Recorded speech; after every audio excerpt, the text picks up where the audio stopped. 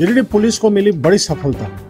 पिछले दिनों कुरंगो के बड़ाकर नदी पर बने पुल व पीटाड़ क्षेत्र के 2 मोबाइल टावर को विस्फोटक से नक्सलियों ने उड़ा दिया था। उन विस्फोटकों को नक्सलियों को आपूर्ति करने वाला पीटाड़ का रूपलाल मांझी, मुफस्सिल थाना क्षेत्र के पूर्णा नगर का रहने वाला शमशेर आलम और बिहार के जमुई जिला के बीघा का रहने वाला मुस्तफा को पुलिस गिरफ्तार कर ली। 2 दिनों से चल रहे सर्च ऑपरेशन के दौरान इन्हें धर दबोचा गया। गुरुवार की शाम को प्रेस वार्ता के दौरान डुमरी एसडीपीओ मनोज कुमार, सदर डीएसपी संजय राणा व साइबर डीएसपी संदीप सुमन ने इस बात की जानकारी दी। मायावादी द्वारा घोषित प्रतिरोध सप्ताह बंदी को लेकर जो 21 से लेकर 27 तक घोषित थी, जिसमें दिनांक 22 तारीख को नुरंगो डुमरी थाना अंतर्गत बराकर पुल को नक्सली भाकपा माओवादी प्रतिबंधित सत्तार्थी नक्सली संगठन के द्वारा उड़ाया गया। उस दौरान जो है, जिसके संदर्भ में डुमरी थाना कांड संख्या 17/22 दर्ज किया गया और एएसपी साहब के नेतृत्व में छापामारी टीम का गठन किया गया और छापामारी के दौरान जो प्राथमिकी में नामजद अभियुक्त हैं उनकी छापामारी की गई, जिसमें से आपके रूपलाल मांझी, पेशर कटीलाल मांझी का गिरफ्तारी हुआ पीटाड़ से और इनके निशानदेही पे अन्य 2 लोग जो हैं मुस्तफ़ा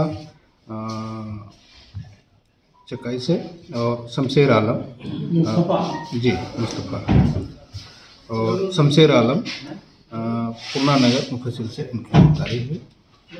ये सारे ये विस्फोटक का सप्लाई नक्सली भाकपा माओवादी संगठन को करते थे और इनके द्वारा सप्लाई की गई विस्फोटक का इस्तेमाल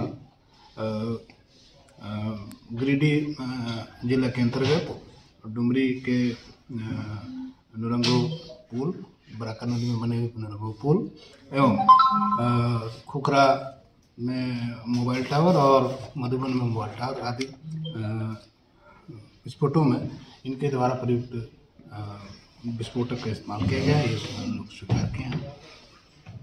और अन्य कई 2020 से लंबे समय से इन्होंने जो है नक्सली संगठन को विस्फोटक देते रहे हैं, इस बात की इन्होंने स्वीकार किया।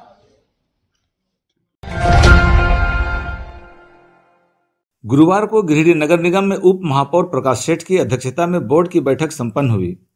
इस बैठक में नगर निगम के आयुक्त राजेश प्रजापति, गिरिडीह विधायक सुदीप कुमार सोनू और जेएमएम के जिला अध्यक्ष संजय सिंह सहित 36 वार्ड के वार्ड पार्षद उपस्थित थे।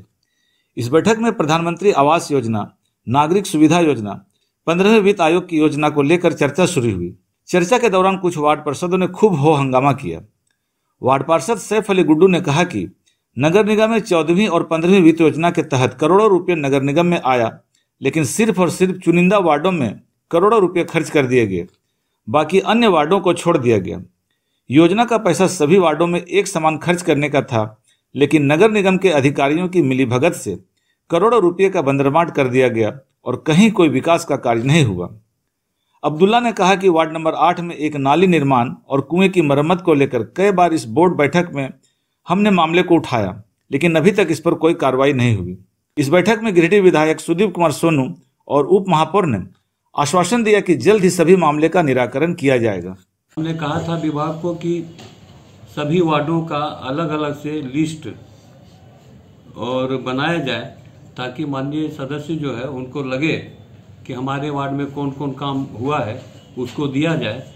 और नगर निगम भी चाह रही है कि इस प्रकार का जब लिस्टिंग हो जाएगा तो जिस वार्ड में काम नहीं हुआ है उस वार्ड में हम प्राथमिकता के आधार पर काम करेंगे। यह लिस्ट भी बन गया है और लिस्ट लोगों को दे दिया गया है।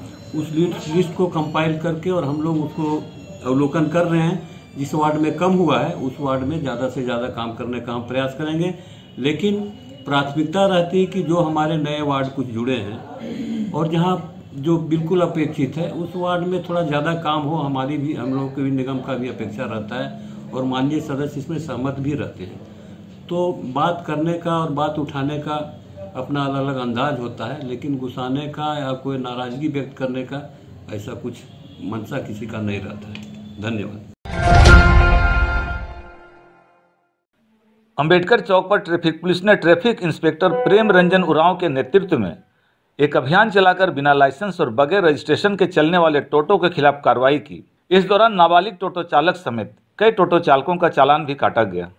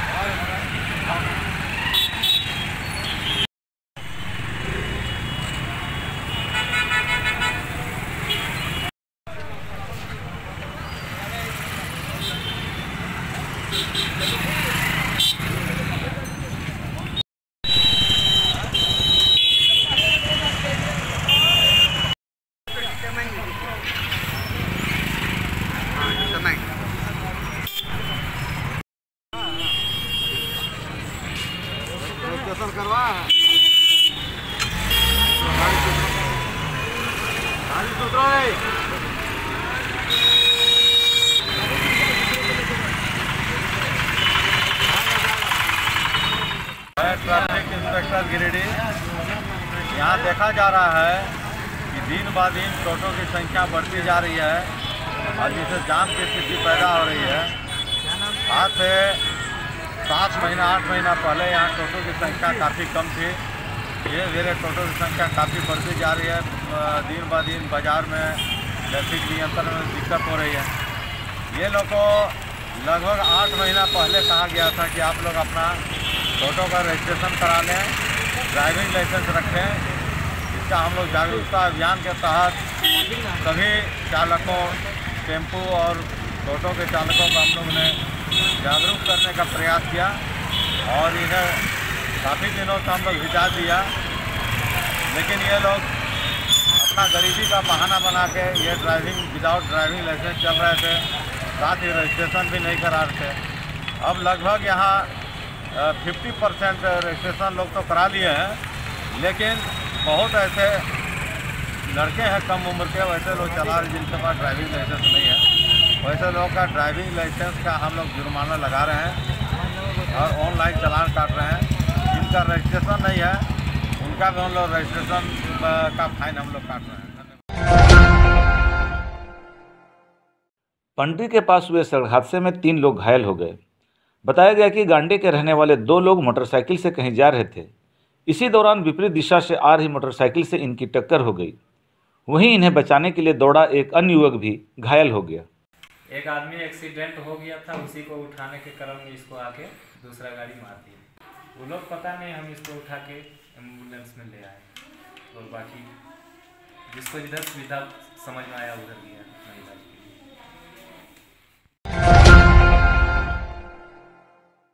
गिरिडीह बेंगाबाद मुख्य मार्ग में करणपुरा के पास गुरुवार को कोयला लदा एक वाहन अनियंत्रित होकर पलट गया। इस हादसे में चालक व उपचालक कोई हताहत नहीं हुआ, सभी बाल बाल बच गए। मौके पर उपस्थित ग्रामीणों ने बताया कि वाहन कोयला लेकर गिरिडीह से बंगाल जा रहा था।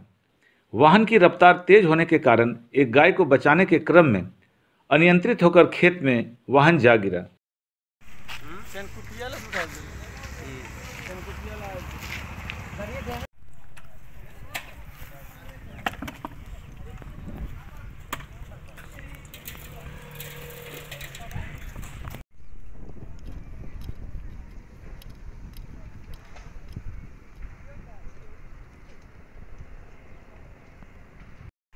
पेपर सब दिया तो ठीक है, अपन फरिया चली पेपरवा देख गल है।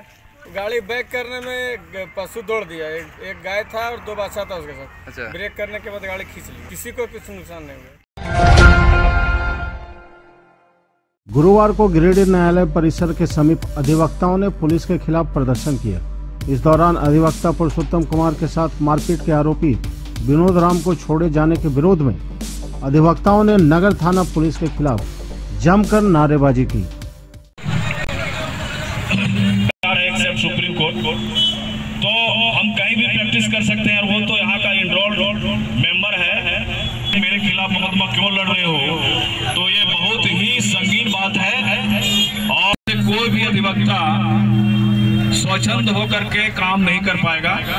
हम लोग दिए हैं, और इस धरना स्थल के माध्यम से पुलिस प्रशासन गिरिडीह को आगाह करना चाहते हैं कि 24 घंटे के अंदर उस आदमी को अगर गिरफ्तार नहीं किया गया जिसको अधिवक्ता ने पकड़कर पुलिस को सुपुर्द कर दिया था, और किस आधार पर पुलिस ने उसको छोड़ दिया, जबकि उसमें नॉन अवेलेबल सेक्शन लगा हुआ है जो संगीन मुकदमा है 379 का, जिसमें पुलिस को पावर नहीं है कि वो अपने स्तर से छोड़ दे। पुलिस अगर न्यायालय का काम करने लगे तो फिर पुलिस का काम क्या रह जाएगा? पुलिस का काम है उसको न्यायालय भेजना, सेटअप करना, फिर न्यायालय जो चाहे करे, न्यायालय भेज दे, कोई बात नहीं है, उसमें हम लोगों को कोई दिक्कत नहीं है। लेकिन पुलिस जो है सो अपने स्तर से फैसला शुरू कर देगा तो फिर यहाँ जंगल राज हो जाएगा। ये देश जो है सो कानून का राज है, यहाँ संविधान के अनुसार देश चलता है। यहाँ जो है सो लॉयर एडवोकेट के अनुसार अपना पावर लेकर के यहाँ प्रैक्टिस करते हैं और स्वच्छंद रूप से करते हैं, और उनको अधिकार है। लॉयर जो है सो एडवोकेट जो है सो सिविल कोर्ट का ऑफिसर ऑफ द कोर्ट है, और उसकी डिग्निटी इतनी पावर है कि लॉयर जो है सो चौकीदार से लेकर राष्ट्रपति तक बिना किसी के इंफॉर्मेशन दिए बात कर सकता है। इतना पावर हम लोग को एडवोकेट एक्ट में दिया गया है। पटेल नगर में विगत 4 महीने पहले लगभग 40 घरों को रास्ते का दिक्कत हुआ था। पहले से बसे हुए बस्ती का रास्ता अवरुद्ध करना कहीं से जायज नहीं था। इसी को लेकर मोहल्ला वालों ने माले के गिरिडीह विधानसभा प्रभारी राजेश सिन्हा से बात की थी। राजेश सिन्हा के नेतृत्व में लोकतांत्रिक लड़ाई लड़ी गई, और फिलहाल 4 महीने से सभी इस रास्ता का इस्तेमाल कर रहे हैं। गुरुवार को एक बैठक कर यहाँ सर्वसम्मति से आनंद शंकर को पटेल नगर का सचिव, प्रमोद यादव को अध्यक्ष और माले के पुराने साथी रुपेश सिंह को कोषाध्यक्ष बनाया गया। तीनों साथियों ने कहा कि जल्द ही इस इलाके में कई संगठित ब्रांच होंगे। बैठक में भीमसेन चौधरी, बबलू सिंह, वीरेंद्र प्रसाद वर्मा, शेखर राय, रूपब कुमार, विनोद कुमार, शिव मंगल सिंह आदि मुख्य रूप से मौजूद थे। आज पटेल नगर में भाकपा माले का एक ब्रांच बना, एक कमेटी बना, और उस कमेटी में अभी सभी लोग ने तय किया कि धीरे धीरे इस भाकपा माले के जो सदस्यता है उसको बढ़ाएंगे। अलग अलग विंग है, चाहे महिला का विंग हो, एपवा है, चाहे वो इनकलाबी नौजवान सभा है, आयसा है, मजदूर का संगठन है। इस तरह से जो ग्रामीण क्षेत्रों में जो मजदूर करते हैं उसका संगठन है, फैक्ट्री क्षेत्रों में जो मजदूर काम करते हैं उसका संगठन है। तो अलग अलग विंग तैयार करके एक बड़ा संगठन तैयार कर रहे हैं। यहाँ पे कुछ लोग थे जो 30 घरों का रास्ता को रोक दिया था, और उस समय इन्होंने काफ़ी लोगों को बुलाया था, अलग अलग पार्टी को बुलाया गया था, लेकिन सभी पार्टी उस समय चुपचाप लगा दी थी।